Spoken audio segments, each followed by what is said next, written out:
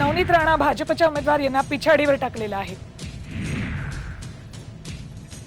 आणखी एक महत्त्वाची घडामोड, अजित पवार आणि प्रफुल्ल पटेलांमध्ये सध्या बैठक सुरू आहे। आत्ताची महत्त्वाची घडामोड, जे कल 10:15 वाजेपर्यंत हाती आले त्यानंतर ही महत्त्वाची घडामोड अजित पवार गटात सुरू झाली आहे। ती म्हणजे अजित पवार आणि प्रफुल्ल पटेल यांच्यामध्ये बैठक सुरू झालेली आहे।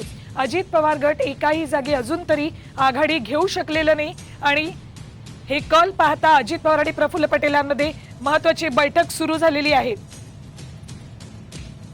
अजित पवार गटाच्या एकाही उमेदवाराने अजून तरी आघाडी घेतलेली नाहीये। राज्यात अजित पवारांची जादू चालू शकलेली नाही। थेट जाऊयात आमचे प्रतिनिधी गणेश कवडे यांच्याकडे। गणेश, अजित पवार आणि प्रफुल्ल पटेलांमध्ये देवगिरी बंगल्यावर बैठक सुरू असल्याचं कळतंय। अजित पवार गटाची जादू राज्यात चाललेली नाही हे स्पष्ट दिसतंय।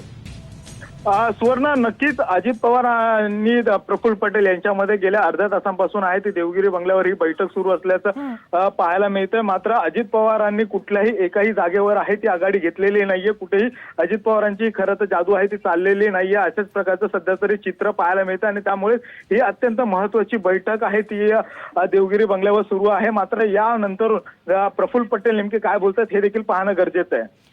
प्रफुल्ल पटेल पत्रकारांशी बोलणार आहेत का या बैठकीनंतर, आणि जर बोलणार असेल तर तुमच्याकडून अपडेट्स घेऊ। तुर्तास धन्यवाद गणेश संपूर्ण माहितीसाठी। तर अजित पवार आणि प्रफुल्ल पटेलांमध्ये अर्ध्या तासापासून बैठक सुरू आहे। जे कल राज्यातल्या हाती आले त्यानुसार अजित पवार गटानं निराशा केल्याचं दिसतंय आणि त्यामुळेच अजित पवार आणि प्रफुल्ल पटेलांमध्ये ही बैठक सुरू आहे।